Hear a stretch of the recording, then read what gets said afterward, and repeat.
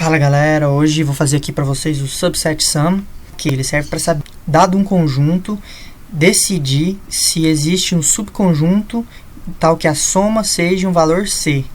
Nesse caso, o valor C é 5 e o conjunto tem 4 elementos. Então é para saber se dentro desse conjunto eu tenho uma soma que tenha valor 5, certo? Para exemplificar esse problema, posso falar do problema do supermercado. Você está no supermercado, na fila, e aí a pessoa do caixa passa todos os seus produtos e deu um valor C. E você tem as moedas no bolso, você tem um conjunto. Essas moedas são esse conjunto aqui. E aí esse algoritmo é para determinar se com essas moedas do seu bolso você consegue pagar a conta que deu no caixa, o valor C. Basicamente, eu vou aproveitar os dados que já foram calculados antes. Ou seja, aqui a linha da matriz, vocês podem ver aqui que vai ser o conjunto, os meus números. E as colunas da matriz vão ser cada soma que eu conseguir alcançar. Por exemplo, se eu conseguir alcançar o 0, se eu conseguir alcançar o 1, se eu conseguir alcançar o peso 2, né, o valor 2, cada ligação com o primeiro elemento até o primeiro elemento, eu consigo alcançar a soma 1? Não. Ela é booleana, né? Ou é sim ou é não. Não, porque o primeiro elemento é 4. 4 não alcança a soma 1. Tem que ser exato. Tem que ser exatamente 1. A soma para marcar 1 aqui. E outro detalhe importante também dessa tabela é que se já alcançou, tudo para baixo fica verdadeiro. Por exemplo, continuando com 1, né? Com 1, o primeiro elemento, eu consigo alcançar a soma 4? Consigo. Então coloca true aqui. Agora com o segundo elemento, eu consigo alcançar a soma 4? Só com ele não, porque só ele é 2. Então não dá exatamente. Mas como eu já alcancei com o primeiro elemento, então é daqui para cá. Ó, é todos os elementos 2 e 1. Então eu coloco 1 aqui também.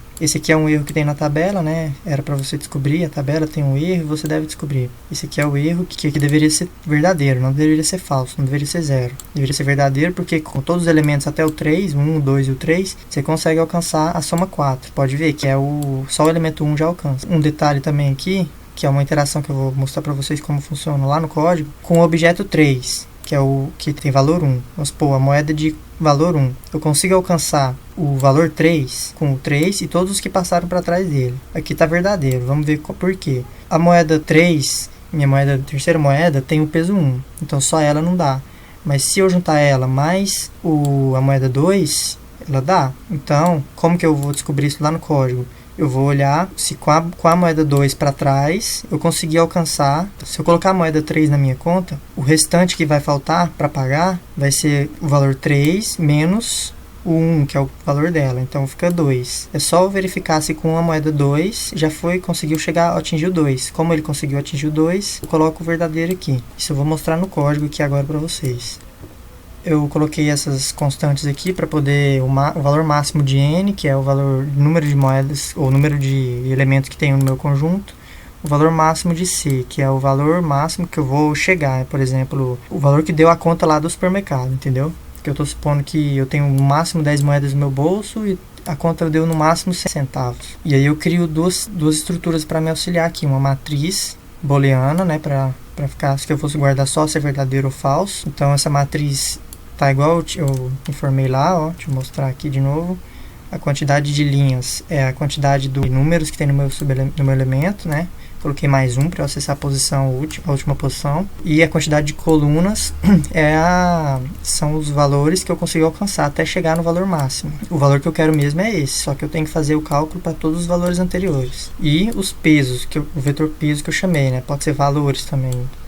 O número que você chamar, o nome que você chamar aí tá valendo. Primeiro eu começo lendo aqui o tamanho do conjunto, lendo o conjunto, isso aqui é tudo normal. Agora bem aqui eu insiro o verdadeiro na posição, em todas as linhas da posição 0, na coluna 0, ou seja, essa coluna aqui eu insiro o verdadeiro em todas elas. Por quê? Porque aqui significa o quê? Que eu consigo o peso 0, exatamente o peso 0, com 0 elementos? Sim, com 0 elementos eu consigo o peso 0, é só não colocar nenhum dos 0 elementos. Com o peso 1, mesma coisa, eu consigo peso 0, né? O valor 0 com o elemento 1, é só não colocar ele. E eu não tinha feito para o 0, 0, eu fiz aqui fora mesmo, para ter até aqui o verdadeiro aqui dentro. Agora que é o início realmente do subset sum, né? O que ele vai fazer? Eu vou começar do 1, detalhe importante. Estou começando aqui, no caso o B vai ser as colunas. Então eu estou começando da coluna 1 aqui. E da linha 1 também. Por quê? Porque essa aqui eu já calculei E essa aqui eu já vou atualizar ela lá dentro aqui dentro do código, na primeira linha aqui, ó. Aqui falando na linha 0 e na coluna B, vou percorrer todas as colunas, né? Então eu vou colocando 0 em todos eles aqui. Porque com 0 elementos desse, eu não consigo alcançar o peso 1, o peso 2, ou o valor 1, o valor 2, da forma que você queira chamar. E aí eu coloco outra repetição aqui dentro, começando de 1 de novo, que vai ser a variação das linhas, variando aqui, ó, daqui para baixo. Você poderia fazer esse algoritmo tanto variando daqui para cá, quanto variando para baixo, variando as linhas ou variando as colunas primeiro. Qual que é a diferença? A diferença é que eu fiz ele variando as linhas e depois variando as colunas para poder fazer essa interação aqui dentro, ó, essa execução aqui dentro, que senão eu teria que fazer um for só para poder colocar falso em todas essas colunas da primeira linha. Por isso que eu fiz variando a linha e depois variando a coluna. Então, se ele já tiver conseguido a subsoma, ou seja, nesse caso aqui, você consegue o valor 2 com o elemento 3 para trás, o elemento 3 ele é 1, o peso dele, então com ele sozinho você não consegue o valor 2, só que você já conseguiu com o elemento 2, então você repete, porque do 3 para trás você já conseguiu, não precisa nem fazer mais conta nenhuma. Então esse aqui vai ser verdadeiro se já tiver conseguido. Agora esse if aqui é para pegar o caso de você não tiver conseguido ainda, se tiver 0, mas se você colocar esse elemento na sua soma, você vai conseguir alcançar o peso exato, esse peso exato aqui, esse valor 3. Como que eu faço isso? Ó, primeiro eu tenho que me certificar que o peso é menor do que B, porque senão eu vou estar acessando um elemento menor do que 0, né? E aí sim que eu posso fazer essa subtração, né? Que aqui eu estou testando se eu consigo alcançar o valor 3 com até a moeda 3, né? Com até o elemento 3. O elemento 3 é 1. Então, se eu colocar ele, se eu conseguir de fato alcançar o valor 3 com ele, então vai sobrar quanto para poder alcançar? Se eu colocar ele, vai tirar do 3, que é o valor, vai tirar o peso dele, que é 1. Então, fica 2. Ou seja, eu tenho que ter conseguido alcançar 2 até o elemento 2 aqui.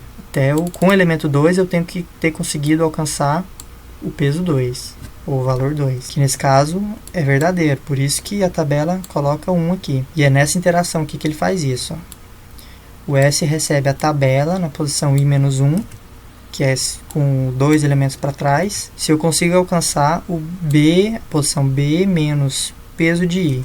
O B é o 3, menos o peso de I, que é 1. 3 menos 1, 2. E a tabela na posição 2, 2 é 1.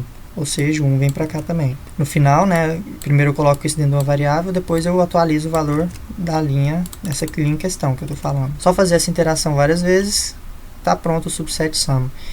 E o que ele vai me mostrar aqui?